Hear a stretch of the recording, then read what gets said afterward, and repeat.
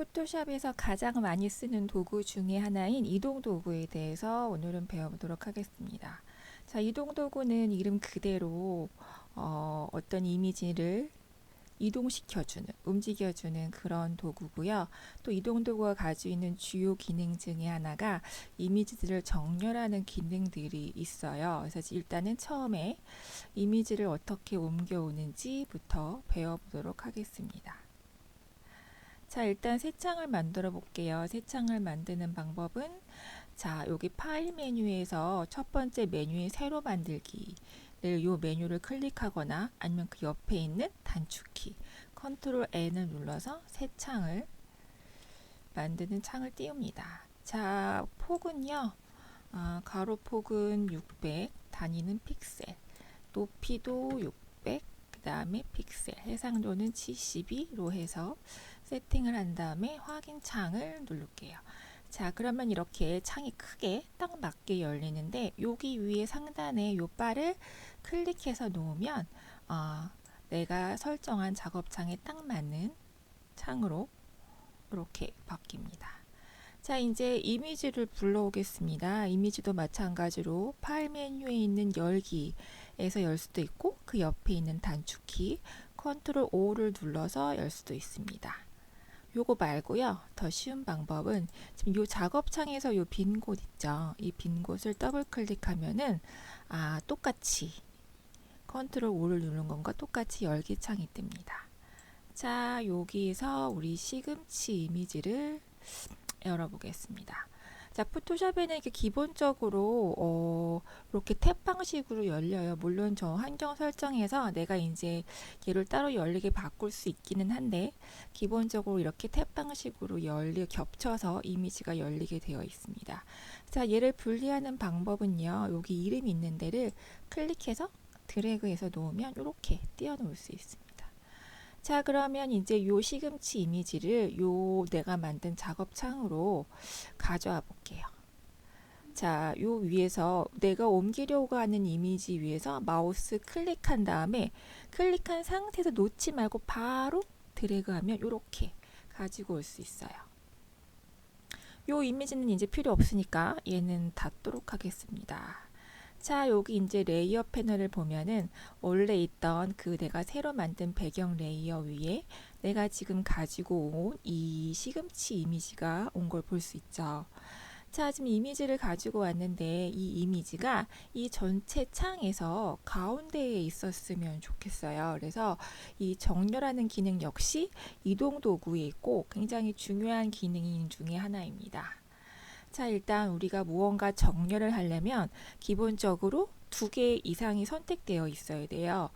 자, 지금 보면 정렬을 나 혼자 할 수는 없잖아요. 지금 보면은 레이어 1만 선택되어 있는 상황에서 여기 위에 옵션 바를 보면 비활성화 되어 있죠. 이게 아직은 쓸 수 없다는 얘기잖아요. 자, 근데 내가 Shift 키를 누르고 배경 레이어를 클릭해서 2개의 레이어가 동시에 선택되게 하면 여기 이제 비활성화됐던 이 정렬 기능이 활성화된 걸 볼 수 있어요.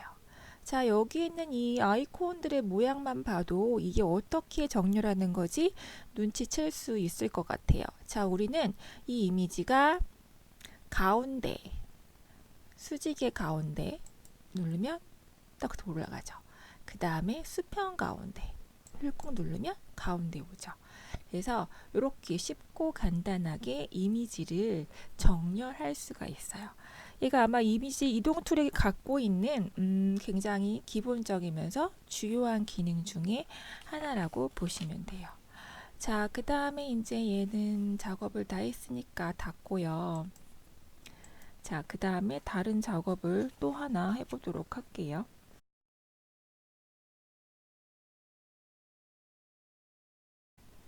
자, 두 번째로 이동 도구로 이미지를 복제하는 방법을 배워보도록 하겠습니다. 이미지를 이제 불러올 텐데요. 이미지를 불러오는 방법은 아까와 마찬가지로 열기로 열거나 컨트롤 O를 열거나 아니면 이 바닥을 더블 클릭해서 하는 게 더 쉽다고 얘기했죠. 자, 여기에서 달걀 프라이와 배경을 동시에 열 거예요. 이렇게 떨어져 있는 이미지를 선택할 때는 컨트롤 키를 누르고 선택하면 추가할 수 있죠. 이렇게 내가 원하는 이미지가 선택이 되었으면 열기 버튼을 누릅니다.